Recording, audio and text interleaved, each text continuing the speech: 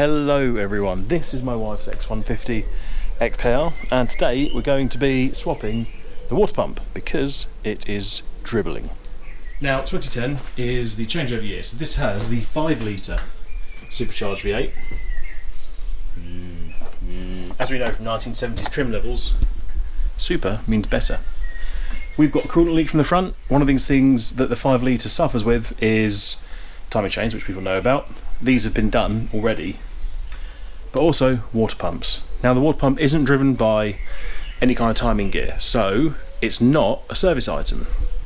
So there's no receipts for it being done. This car's got a fantastic service history, so this could be original. 119,000 miles, or it may have been replaced by Jaguar, who knows, in its first few services. So let's take a look down the front of the engine and get cracking.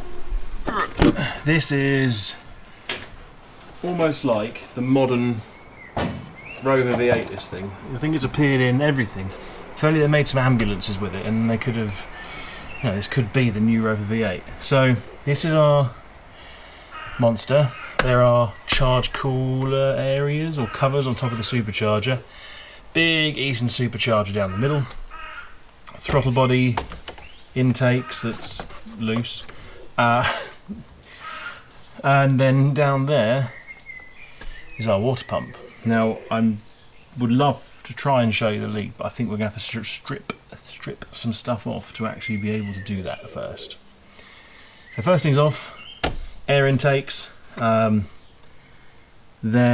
we need to release the serpentine belt, supercharger belt, and we should be able to see and change the water pump. This isn't... Am I going to say that? No, I'm not going to say that. This should be quite easy. Oh, I can't believe I just said that. So engine cover off, then throttle intakes, then, well, belts.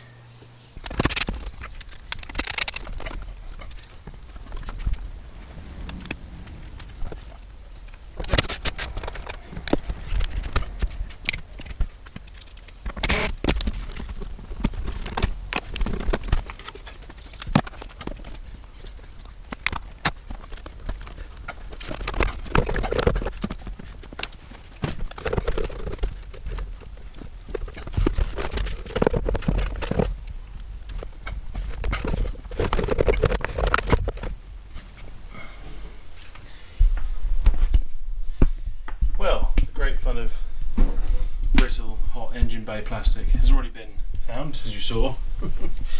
But I think if you have a look down there, you'll see the telltale green signs. Green? Pink, I can see. Of cooked coolant. Look at that, lovely.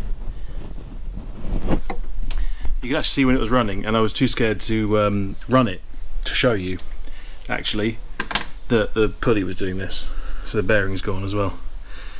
So now we've got that all out of the way, it's a case of getting the serpentine belt off. So we've got to pull the tensioner back on itself, get that one off, do the same thing with the supercharger belt, then we should be able to see everything down there. Now you're not going to see a lot of that, so I'll see you in a minute. That one clip to take off, by the way, that one there, they're horrible, aren't they? This one here even. They're horrible things. Why would you do that?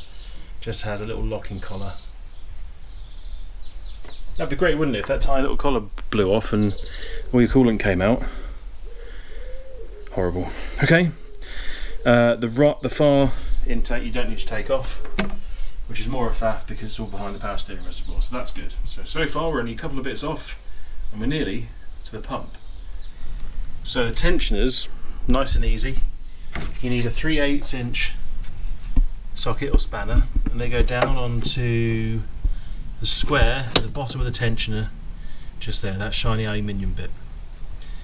And that gets that off, and that's the same for both. Now, one test we can do now we've got the supercharger pulley off, is we can check the supercharger coupler. And we've got loads of play, so that doesn't need replacing. You can actually hear it when it was running, so we knew that needed replacing anyway. This doesn't make a lot of difference so far as doing them at the same time, because the only thing you're taking off a couple of bits of plastic in the belt. So So I put that on the list, but they're not expensive. That's a brilliant thing about these Jags. I think the water pump was under 100 quid, and the supercharger coupler kit's 130, 140 quid, and that's to service the whole front end of the supercharger. I think there's a bearing in there and everything. So yeah, no, we're getting on well. So that's that belt off, that out of the way. Now we need to get the serpentine belt off. That's our routing for the supercharger. So you go round an idler, round the crankshaft, round the tensioner, round another idler, round the supercharger and back.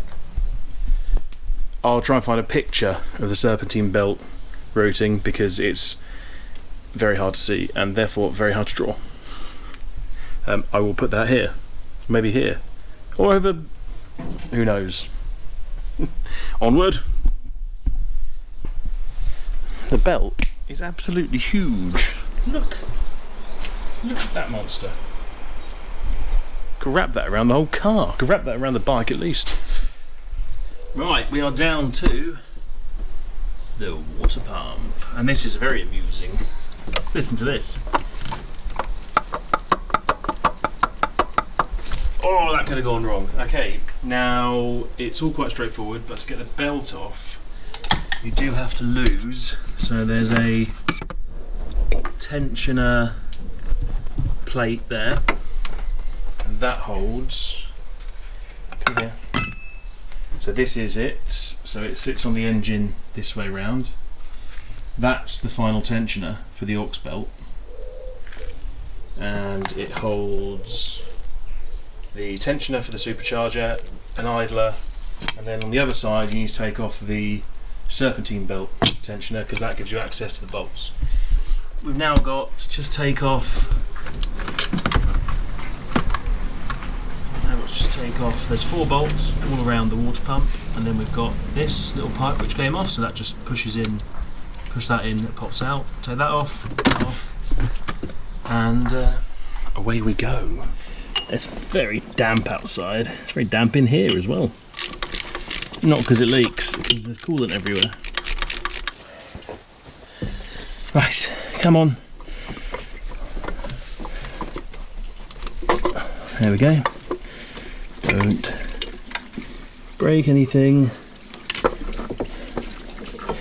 Well, that's been leaking for a bit, isn't it?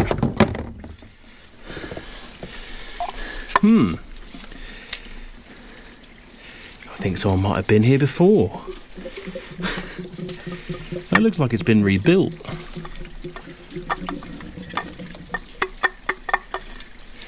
Possibly badly. Well, there's your problem, as they say. So one of the gaskets has stayed on there. Das ist meine Wasserpumpen. And a screwdriver. So compared it, all looks the same. Bolts are in loosely. Oh, and here's the fun bit of trying not to lose the gaskets. There's a heater crossover pipe at the back. It needs to be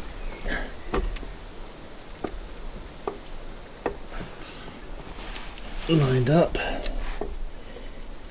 Now I can't see a way in which you could get it on and not have that little black connection on the back lined up. I don't think it would work like that. But it is one of those painful things that you can't see at all. Oh, especially when you drop your socket. Oh, that's made me very sad. So, basically, refit everything after that. Quite straightforward. Then run it up to temperature, see if it leaks, and if it does, do it again. I have filled it up and it's not all come pouring out the little pipe at the back, so I'm happy. Now, one thing to note, this is the tensioner plate that goes over the aux belt, so that's the aux belt tensioner. All the bolts are the same size apart from one, which is that one. Other than that, that's pretty much it. Bleeding it, quite straightforward. Apparently run it, just let it go with the cap off for a bit and then run it, put the cap on and you're fine. So there's little hard plastic lines everywhere, bleed lines. That's what everyone seems to say, quite straightforward. So thank you all very much for watching. Please do all those things like subscribing and liking and commenting. I don't really do guides very often. I usually do, I don't know, TVR stuff. So if you like these cars but with less electronics and made in Blackpool, then why don't you go look at some TVR videos. Thanks everyone. Goodbye.